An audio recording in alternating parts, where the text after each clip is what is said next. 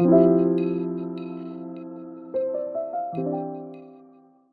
की शुरुआत होते ही हमें दिखाया जाता है कि वकांडा मुल्क का राजा, जिसका नाम टिचाला है, एक बहुत ही खतरनाक बीमारी से लड़ रहा है। एक ऐसी बीमारी जिसका इलाज वकांडा के पास है ही नहीं। तो अपने भाई टिचाला की जान बचाने के लिए उसकी बहन शूरी अपनी लैब में कई सारे टेस्ट कर रही होती है, ताकि किसी तरह वो एक नकली जड़ी बूटी बना ले जो बहुत ही ताकतवर है, जिसके बाद उसकी ड्रिंक बनाकर वो टिचाला को पिला दे और उसकी जान बच जाए। दरअसल इस वक्त वकांडा में वो जड़ी बूटी एक भी नहीं होती। शूरी यहाँ पर बहुत कोशिश करती है, मगर फिर भी वो उस जड़ी बूटी को बनाने में कामयाब नहीं होती। यहाँ पर वो अपने रोबोट से भी अपने भाई के बारे में पूछ रही होती है, जिस पर रोबोट कहता है कि टिचाला की हालत बहुत ही नाजुक है, उसका बचना बहुत मुश्किल है, उसके दिल की रफ्तार भी लगातार नीचे गिर रही है। तब इसकी फौरनी बाद शूरी के पास उसकी माँ रमोंडा आती है, जो कहती है बस रुक जाओ शूरी, अब ये सब करना बंद कर दो, कोई फायदा नहीं है, क्योंकि टिचाला अब नहीं रहा, वो मर चुका है। ये बात बताते ही शूरी और उसकी मोम रमोंडा दोनों ही रोने लगती है। अब अगले ही दिन टिचाला का फ्यूनरल किया जाता है, यानी उसे दफनाया जाता है, जहाँ वकांडा के सभी लोग अपने राजा टिचाला को बड़ी अच्छी सी आखिरी गुड बाय करते। अब ऐसे ही करते करते एक साल गुजर जाता है, जहाँ वकांडा ने ये वक्त अपने किसी भी राजा या रानी के बगैर गुजार दिया था। मगर अब एक साल गुजर जाने के बाद वकांडा ने रमोंडा को ही अपनी रानी बना लिया होता है, ताकि वो अपने बेटे टिचाला की जगह लेकर वकांडा को संभाल सके। इसके बाद हमें समंदर में एक बड़े से शिप को दिखाया जाता है, जो शिप दरअसल वकांडा की एक लैब की तरह ही थी, जहाँ कुछ साइंटिस्ट एक खतरनाक मेटल पर रिसर्च कर रहे होते हैं। मगर तभी कुछ सिपाही आकर यहाँ हमला कर देते हैं और चारों तरफ से शिप में घुसने की कोशिश करते हैं। ये लोग दरअसल यहाँ उसी मेटल को चोरी करने के लिए आए थे, मगर तभी इधर वकांडा के सिपाही भी आ जाते हैं और उन चोर सिपाहियों पर हमला कर देते हैं। वो इन्हें काफी मारने के बाद बंदी बना लेते हैं और अपने पास कैद कर लेते हैं। इसके बाद हम देखते हैं कि दुनिया के सभी मुल्कों की एक काफी बड़ी मीटिंग रखी जाती है, जिसमें वकांडा की रानी रमोंडा को भी बुलाया जाता है। यहाँ दुनिया के सभी मुल्कों के लीडर्स रमोंडा से कहते हैं कि आपका मुल्क वकांडा दुनिया की सबसे खतरनाक मेटल की हिफाजत नहीं कर सकता, क्योंकि उसकी हिफाजत करना आप लोगों के बस की बात नहीं है, इसीलिए आप लोग अपना वो सारा मेटल हमें दे दो, हम उसे संभाल के रखेंगे, जिसकी फिक्र करने की भी आपको जरूरत नहीं है। अब उनकी इस बात का जवाब देते हुए रमोंडा कहती है कि वकांडा हजारों सालों से इस मेटल की हिफाजत करते आया है और आगे भी करता रहेगा, क्योंकि हम भी किसी से कम नहीं है। और रही बात कि हम मेटल को तुम्हारे हवाले कर दें, तो ऐसा तो हो ही नहीं सकता, क्योंकि हम जानते हैं कि तुम उस मेटल से खतरनाक हथियार ही बनाओगे, जिनकी मदद से तुम दुनिया को तबाह बर्बाद कर दोगे। इतना कहते ही रमोंडा उन सभी सिपाहियों को भी वहाँ पेश करती है, जो वकांडा के शिप में उस मेटल को चुराने आए थे, जिन्हें इन लोगों ने अपने पास कैद किया हुआ था। इसके बाद वो कहती है कि हम सब जानते हैं कि आप क्या सोच रहे हो, यही ना कि वकांडा का राजा क्योंकि मर चुका है तो उसकी हिफाजत करने के लिए कोई राजा, कोई ब्लैक पैंथर नहीं है, और अब यही सही वक्त है उस मेटल को चुराने का, है ना। मगर मैं आपको याद दिला दूं कि इस गलत फहमी में मत रहना। बेशक वकांडा ने अपने राजा को खो दिया है, लेकिन उसके सिपाही आज भी अपने मुल्क की हिफाजत करना जानते हैं। ये कहने के बाद वो पूरी दुनिया को वार्निंग, यानी चेतावनी देते हुए कहती है कि इसके बाद भी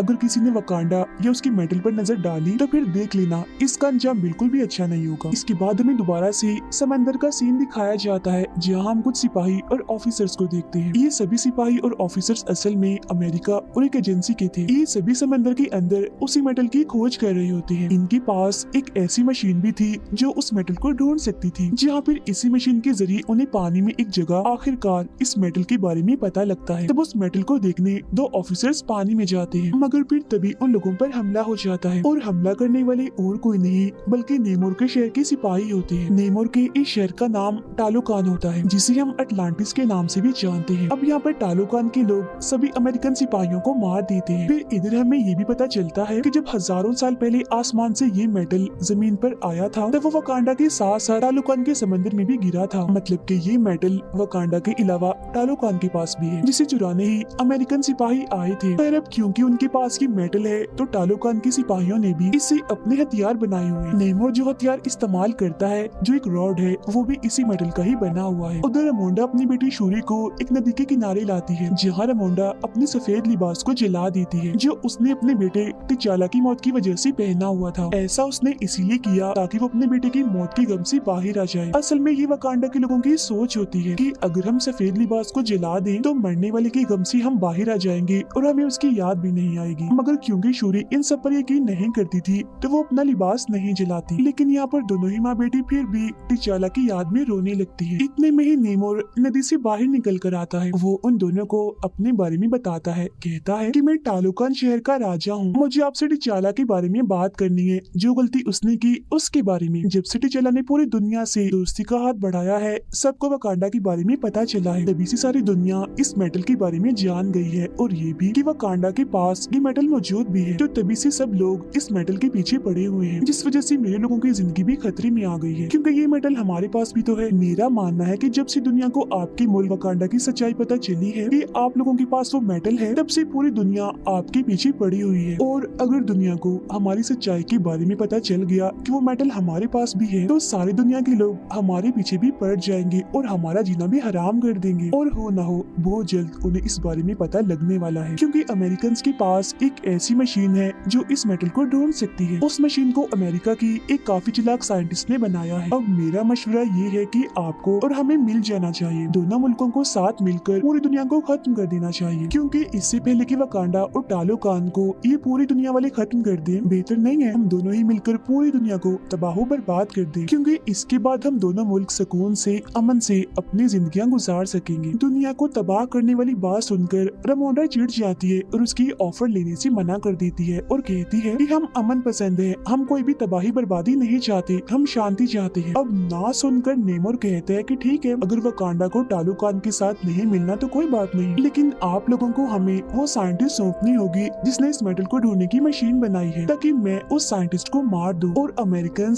मेटल को ढूंढते हुए हमारे मुल्क में ना आ जाए। अब नेमोर उन्हें एक हफ्ते का वक्त देते हुए कहता है कि मैं एक हफ्ते बाद दोबारा आऊंगा, अकेला नहीं बल्कि अपनी पूरी फौज के साथ। और तब तक अगर आपने उस साइंटिस्ट को हमारे हवाले कर दिया तो हम समझ जाएंगे कि वकांडा हमारा दोस्त है, लेकिन अगर ऐसा ना हुआ तो हम पूरी दुनिया के साथ साथ वकांडा को भी तबाह बर्बाद करके रख देंगे। और फिर ये धमकी देने के बाद नेमोर यहाँ से चला जाता है। इसके बाद रामोंडा वापस आकर अपने जनरल को ये काम देती है कि वो उस साइंटिस्ट को कैसे भी करके पकड़ कर लाए जिस साइंटिस्ट ने मेटल ढूंढने वाली मशीन बनाई है। तब यहाँ जनरल कहती है कि मैं आपकी बेटी शूरी को भी अपने साथ लेकर जाना चाहती हूँ। जहाँ पहले तो रामोंडा इसके लिए मना कर देती है, मगर बाद में शूरी को ले जाने के लिए मान जाती है। जिसके बाद शूरी और जनरल अमेरिका पहुँच जाती है और कैसे भी करके उस साइंटिस्ट को ढूंढ ही लेती है। यहाँ उन्हें हैरान करने वाली बात ये पता चलती है कि वो साइंटिस्ट सिर्फ 19 साल की एक कॉलेज जाने वाली लड़की है जिसका नाम आयरन हार्ट है। उसे खोजते ही वो दोनों उसे अपने साथ ले जाने लगती हैं, मगर तभी उन्हें पता चलता है कि अमेरिका और एजेंसी के लोग कब से उनके पीछे पड़े हुए हैं और उन्होंने हमेशा से ही शूरी और आयरन हार्ट पर नजर रखी हुई थी। वो लोग अब इन तीनों को सरेंडर करने का बोलते हैं, इन्हें खुद को उनके हवाले करने का। मगर तभी वो साइंटिस्ट यानी आयरन हार्ट अपने असली रूप में आ जाती है, मतलब अपना सूट पहनकर वहाँ से उठ जाती है। जिसके बाद शूरी और जनरल भी उसकी गाड़ी और बाइक लेकर वहाँ से निकल जाती है। अब यहाँ तो किसी तरह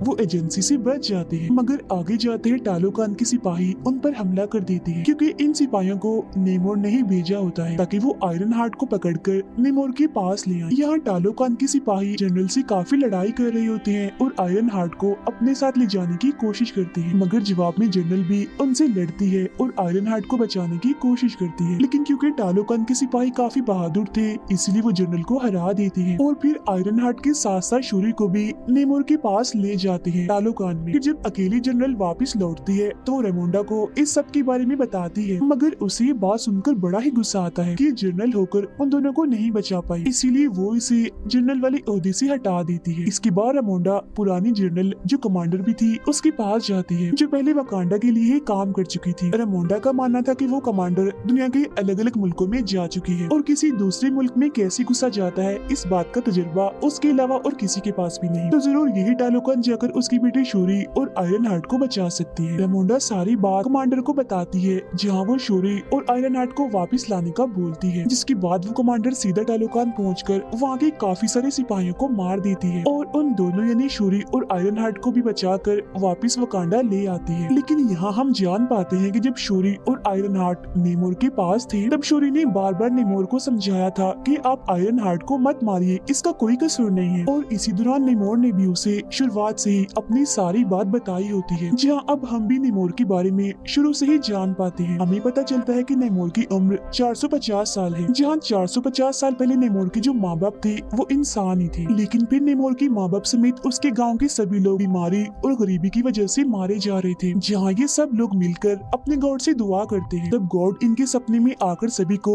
एक फूल के बारे में बताते हैं जो बिल्कुल उस कीमती ताकतवर जड़ी बूटी जैसा था। वही जड़ी बूटी जिसे शूरी भी अपने लैब में बनाने की कोशिश कर रही थी। फूल के बारे में पता लगने के बाद नेमोर के माँ बाप और गाँव के सभी लोग पानी में जाकर उस फूल को हासिल कर लेते हैं और उसका रस निकाल कर पी जाते हैं। मगर उसे पीते ही इनका जिस्म और दिमाग एकदम बदल जाता है। पूरे जिस्म का रंग ही नीला पड़ गया था। इंसान तो ये कहीं से भी नहीं लग रहे थे, मगर ऐसा होते ही इनकी ताकतें काफी हद तक बढ़ जाती है। लेकिन एक दिक्कत थी, ये लोग ऐसे बनने के बाद जमीन पर नहीं रह सकते थे। तब जिंदा रहने के लिए ये लोग पानी में जाते हैं, क्योंकि अब ये सिर्फ वही रह सकते। ये वो वक्त था जब नेमोर पैदा होने वाला था, जहाँ कुछ वक्त के बाद वो पैदा हो ही जाता है। और क्योंकि नेमोर की मोम ने भी इस फूल को इस्तेमाल किया था, इसीलिए सारी ताकतें नेमोर को भी मिली थी। मगर हैरत थी कि वो पानी के साथ साथ बाहर जमीन पर भी जिंदा रह सकता था। इसके अलावा उसके पैरों में पंख भी थे और कान भी नुकीले थे। लेकिन कुछ वक्त के बाद जब वो बड़ा हो रहा होता है तो उसकी मोम की मौत का वक्त करीब आ गया होता है। मरने से पहले उसकी मोम की बस यही आखिरी ख्वाहिश थी कि मैं अपनी पहले की दुनिया इन्हीं जमीन को देखना चाहती हूँ, और अगर ना देख पाऊँ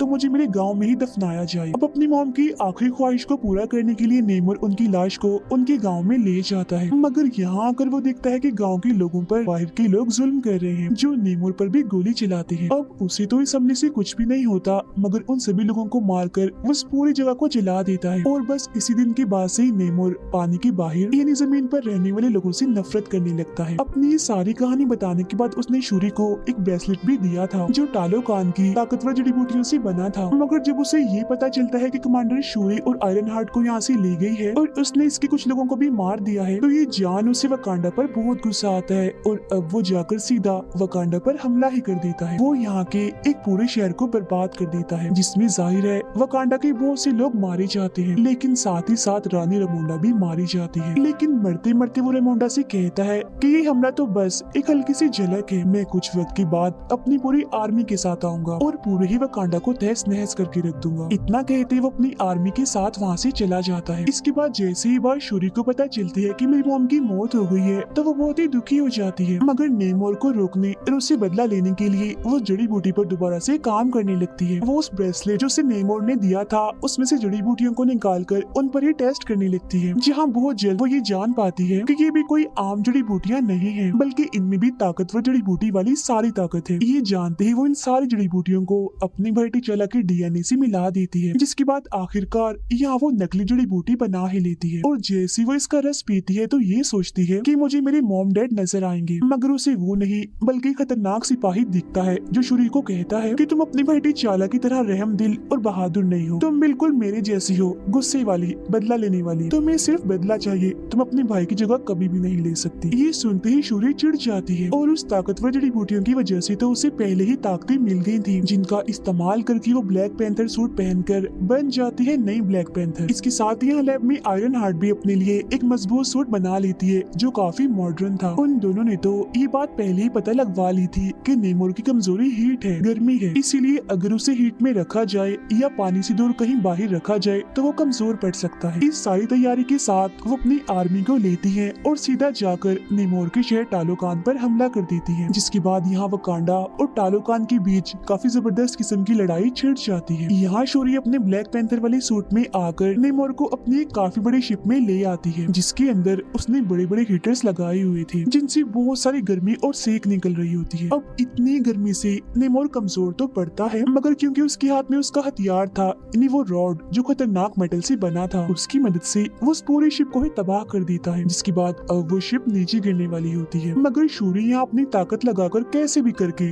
शिप को उड़ाकर एक रेगिस्तान में ले जाती है, ताकि वो नेमोर को पानी से दूर रख सके, उसे कमजोर करने के लिए। अब रेगिस्तान में आकर नेमोर और शूरी के बीच काफी खतरनाक लड़ाई छिड़ जाती है, जिसमें नेमोर अपने रॉड को शूरी के पेट के आर पार कर देता है, जिससे वो काफी कमजोर हो जाती है। ऐसा करने के बाद वो पानी की तरफ वापस जाने लगता है ताकि उसे दोबारा से ताकत मिल सके, मगर पानी तक जाने से पहले ही शूरी अपने टूटे हुए शिप को तबाह कर देती है, यानी उसे उड़ा देती है, जिससे निकलने वाली आग से इतनी गर्मी पैदा हो जाती है कि नेमोर कमजोर होने लगता है। जिसके बाद वो उसी के हथियार से नेमोर पर हमला कर देती है और कहती है कि या तो तुम इस जंग में हार मान जाओ या मैं तुम्हारी जान ले लूंगी। अब यहाँ यहाँ तुम्हारे लिए हार मानना ही बेहतर है, क्योंकि अगर तुमने जंग ना रोकी तो बाकियों के साथ साथ तुम्हारे लोग भी मारे जाएंगे। वो शूरी की ये बात मान जाता है, इसीलिए उसके सामने हार मान जाता है। वो दोनों अब एक साथ मिल जाते हैं और अपने लोगों के पास आकर जंग को खत्म कर देते हैं, जिसके बाद अब ये दोनों एक दूसरे के दोस्त बन जाते। सब कुछ बिल्कुल ठीक हो गया था,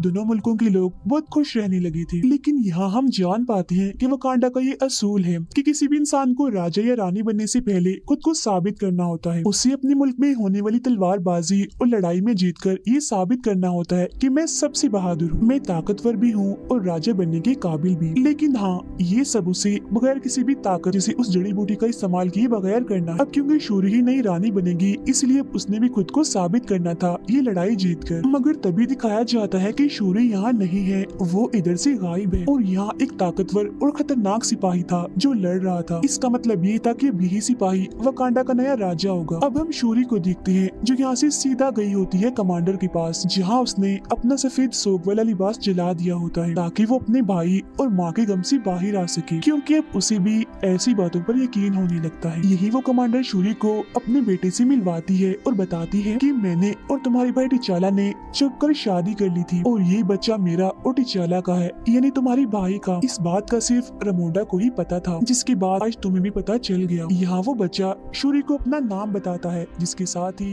ये कहानी यहीं पर खत्म हो जाती है। Thank you for watching. Please like, share and subscribe my channel for further videos.